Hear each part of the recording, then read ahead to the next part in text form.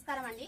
ఈరోజు సేవాజ్యోతి శరణాలయంలో బోయపల్లె వాస్తవ్యులు పిడుగు వెంకటేశం 17వ వర్ధంతి సందర్భంగా వాళ్ళ కూతురు కవిత గారు సేవాజ్యోతి శరణాలయంలో భోజనం ఏర్పాటు చేశారు.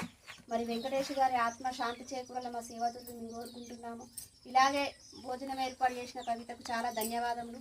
ఇలా ఎవరైనా ముందుకొచ్చి మా సేవాజ్యోతికి చాలా అవసరాలు ఉన్నాయి.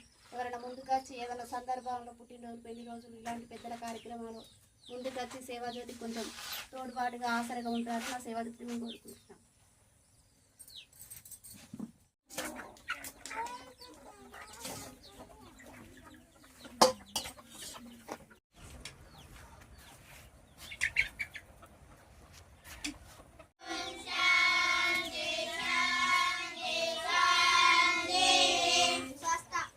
అన్నం తిన్నాక అన్నదాత సుఖీ భవ అనాలి. ఏమనాలి?